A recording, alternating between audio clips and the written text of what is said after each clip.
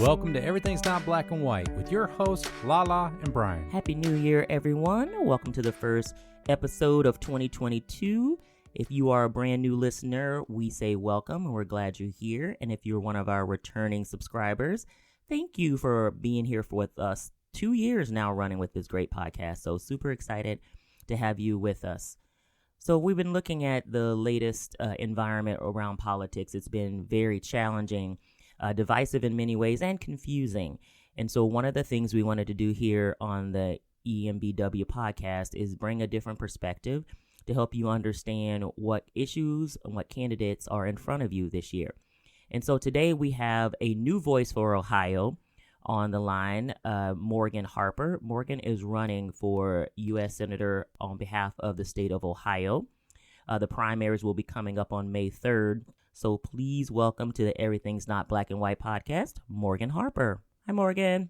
Hey, Morgan. Hey, thanks for having me. It's great to be here. Glad to have you. Thank you so much. So for folks who don't know anything about you, can you just give people a little bit of your background so they can understand who you are? Yeah, so I'm originally from here in Columbus. I was born at Ohio State Hospital, given up for adoption. I lived in a foster home as a baby and then was adopted and raised on the east side of the city. And, you know, my family, and I was raised by my mom who worked in the Columbus, at the time, Columbus public school system, as it was called, went through a lot and, you know, had that experience of just overnight things can change. And, you know, in our case, it was this crazy divorce that my parents were going through. And it really just woke me up at a young age to the fact that we need to have more support for people and anyone, you know, that can potentially become vulnerable. So that's what led me to just figure out what is this, what's going on. I learned there was this thing called public policy, and then that became the career path that I chose. That's awesome. And I love that you say public policy, because I think one of the things that happens a lot of times is we think of politics as politicians and not like public servants, because people really are there to serve the public and to make sure citizens, just like you said, have what they need. So what was the draw for you? And if you don't mind, what do you feel like is the difference between a politician and a public servant?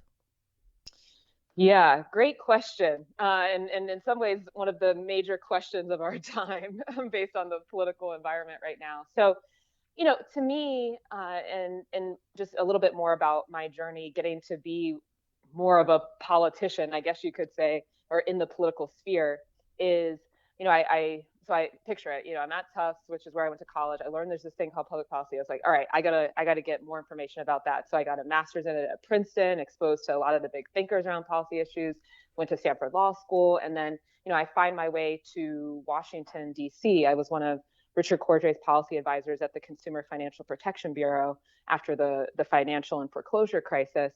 And, you know, we were doing great work. I mean, CFPB was a place full of what I would call public servants and people who really were just there every day trying to deliver value for Americans all over the country, including here in Ohio. And we did that, you know, $12 billion back to 28 million consumers who had been wronged by different companies, including a lot of the big banks with the foreclosure crisis. But then I started to observe firsthand Congress and a lot of people in the Hill and a lot of what I would call politicians and people that, you know, in some cases at best had no idea what was going on, but at worst, and a lot of them know exactly what's going on. But instead of being on the side of us public servants and trying to also move with urgency to get real change for people, they're taking money from big banks. They're more about their career. So they're not going to push as hard because they don't want to offend any of their donors or any of their colleagues. And that was another big wake up call, I would say, of my life of, wow, you know, we don't really have a policy or ideas problem. We know exactly what it would take to make sure that people on the ground are more secure. We have this politician problem. We have people that it becomes more about them and power and money than communities.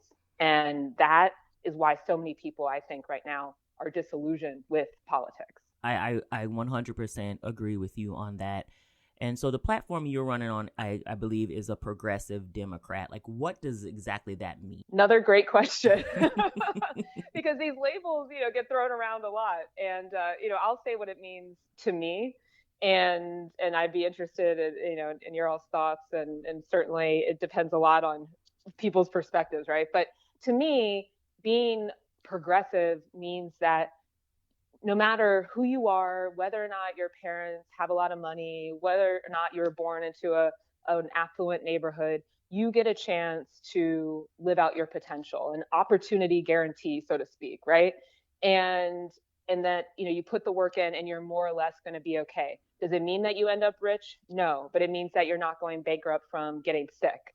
That to me is what progressive should mean. That's why I identify when it's labeled as that. That's why I would identify as a progressive. And I actually think that describes the majority of the people living in our state and our country, which is one of the things that gives me hope despite all the things going on right now and the political environment. Yeah, no, we completely agree.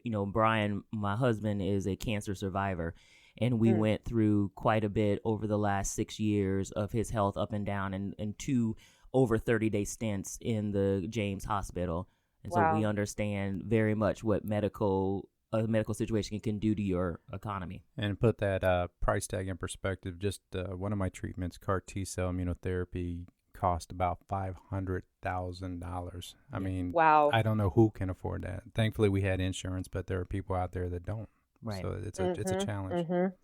Yeah. Well, I'm glad that you were able to, get through all that. But yeah, no, and it's extremely stressful. And I'm talking to people all over the state every day, going through these experiences. And I think there's a lot of just, picking up on healthcare topic in particular, because I think healthcare really is one of those issues that is a unifying issue, even though it sometimes gets put in very polarizing terms, because, everyone can really relate to that, right? That there's this system that, even if you have coverage, your premiums can be really high, or your deductible gets raised on you overnight. Right. Or we have a situation over the past couple of years in Ohio where 1 million people lost their health care coverage because of a change in employment status. So this isn't really sustainable. It's not getting to that goal that I believe most of us share of everybody being able to have access to reliable and affordable health care.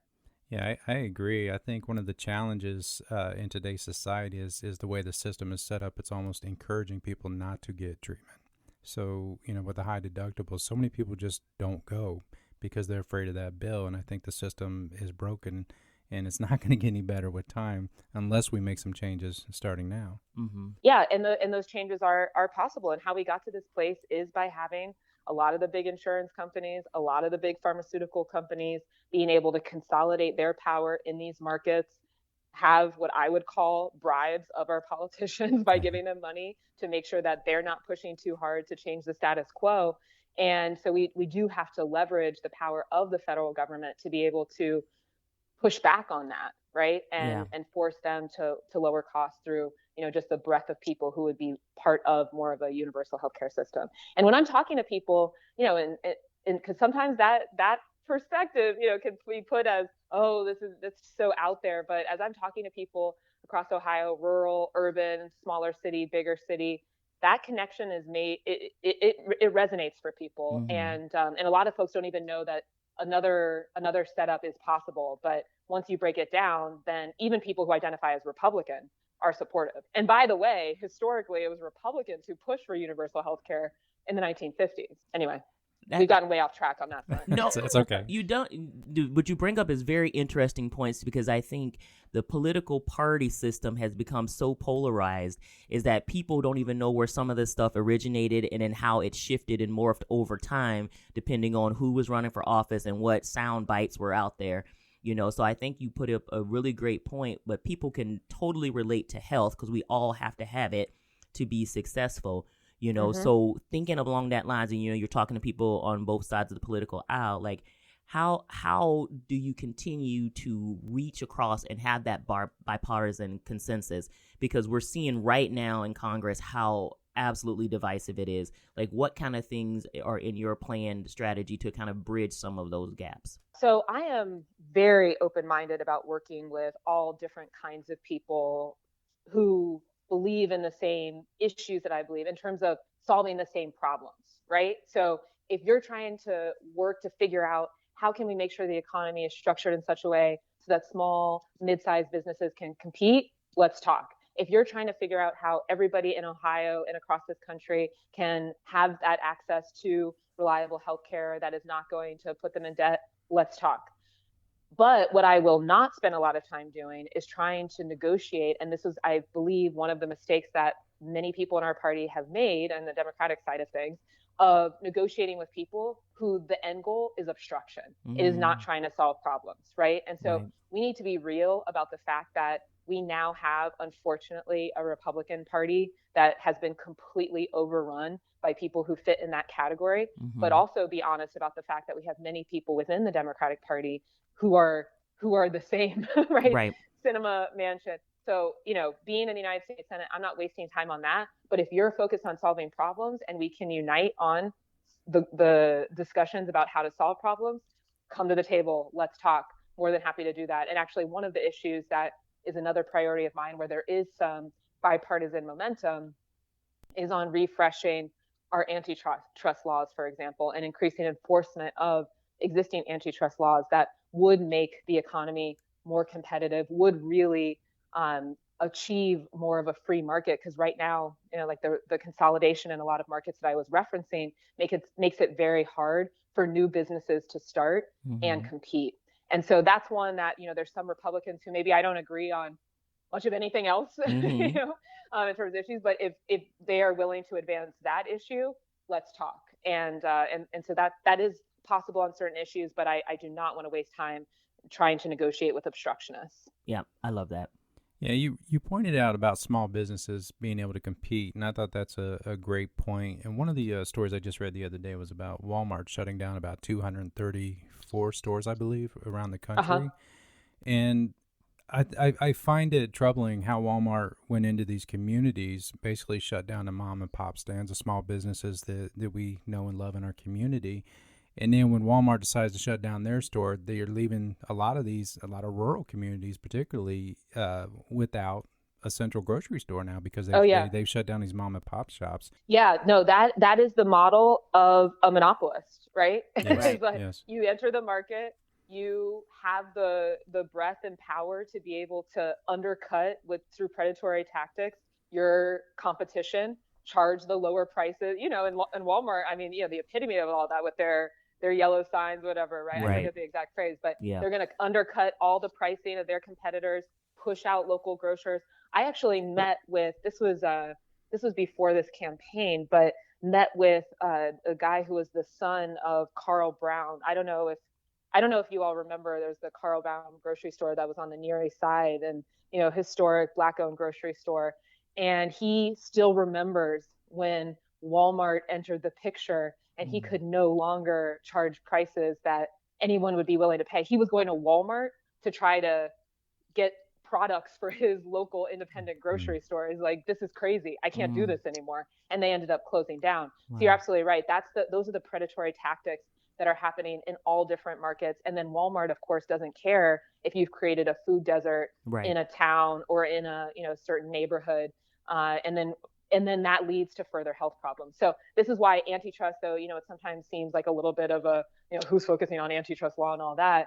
But a lot of us are living the impacts of very lax antitrust enforcement over the past 40 years. Exactly. And it's definitely time for change. And I think, one of the things, even as a voter and a lifelong voter and somebody who is incredibly passionate about it, it has been very disheartening and has felt, almost disillusioned with government, seeing what's happening, what especially has been happening in the last probably 4 to 8 years. And so if people are kind of sitting there watching this and going, man, the system is so broken, I don't even think it's repairable. Like, how do you convince people or to help them understand it's important not to forfeit your vote, that they need to stay involved? Yeah, this came up yesterday. We were in Toledo doing a barbershop tour, and this was a question I got from a young guy, a young Black guy, and a demographic that a lot of people, especially on the Democratic side, are focused on the lower voter turnout that we're seeing, right? Or even in some cases, that demographic voting Republican, voting for Trump. Third of Black men in the Midwest voted for Trump. First question I got at the second barbershop stop that we made is exactly that. Why would I believe in any of these people? Why would I believe in you? How can you change anything? And, my first response to that is, one, the disillusionment is completely rational because we've had a political system that has been on the side of a very few, multinational large corporations and wealthy people and protecting that power, that status quo that's not really serving the majority of people living in our state and country. And so I want to be real about that and not critique that perspective, but I think that is a rational place to be landing. And I do think moving forward, and this is, what I said to him is we have to be electing people who are for us, have a higher standard of who we're going to be voting for. It's not enough for people to just say, I'm of this party, vote for me. Right. It's tell us why. What are you going to stand for? And that's the type of accountability that I welcome from day one before even getting elected. And so some of the things that I told him we need to be looking for out of people is a commitment to not take any corporate money. Yeah. It is not, I don't say that to be anti-business. I say that to be pro-democracy. And yes. That means that you cannot be taking money from the very people that you're supposed to be regulating and passing legislation to influence, right? 2, we need to make sure that we are electing people who also aren't looking to make politics a career, like we were talking earlier. I am very direct with anybody who asks me, look, I already have a career. I don't need to be in Washington, D.C. or the United States Senate to get a career. I'm trying to get to the Senate to serve us and to be a true public servant. And so I will self-impose term limits so that people will know I'm very real about that, only serving 2 terms in the United States Senate. And I find, that's the kind of thing that when I say that to people, they're still unsure because folks are really, really suspicious of all politics right now. Sure. But then at least land in a place of, yeah, okay, maybe I'll believe a little bit and encourage people to vote, but with a higher standard of how we're going to exercise that vote moving forward. Yeah, I love that. And I the word that really resonates with me, you say, is accountability. And I think that's been something that's been absolutely missing. You've seen so much hypocrisy and flip-flopping back and forth with a lot of these politicians, and no one wants to be held accountable. They want to pass the buck. So I appreciate the accountability that you're willing to take on for what you choose to do with your running. So that's amazing. Thank you. So just as people are listening to all of this, can you just give people your belief or why should they vote for you? Well, I think that right now we are at a crossroads as a state. And that's the interesting thing about this Senate race. I mean, we have people running on the Republican side that are very much of the far right, that is obstructionist, that is not about democracy, that is not about government doing anything at all, let alone, getting into the nuances of, one policy over another, right? And so to me, everybody who lives in this state who does care about being a democracy and having a government, work for us needs to be voting for a Democrat in this election. But I would say, what kind of Democrat and what kind of Democrat is going to be able to win? And we need to be real about the fact that we have to have a Democrat that can stand and say forcefully on the side of working people, forcefully on the side of anti-corruption. And that is what my whole career has been about. But then, overall, what we're trying to shoot for, what kind of Ohio we want to be, because we now are at a point where it's not clear. Are we going to continue to go on into this direction where young people don't want to stay here, where older people can't afford to live here? Or are we going to move forcefully into the direction of the future and be a state that is a place of opportunity for everyone? And I'm about that latter. And what's it going to take to get there? Making sure everybody has healthcare, making sure that we have debt-free education that's going to set our young people up for jobs that are going to pay enough to support families, and that we also are going to invest in our small businesses and have an economy where people can compete. And so that's what I'm looking to do in the United States Senate, and that's why I hope that everyone will support me both in this Democratic primary and in the general election in November. That's awesome. Well, this has been so enlightening, Morgan, and I can just tell you, as a lifelong voter and as somebody who cares very much about government, politics, and our citizens, you are a very refreshing new voice to hear where you stand and what you plan to do. So thank you for that. Do you have some upcoming events that you want to promote, let people know about?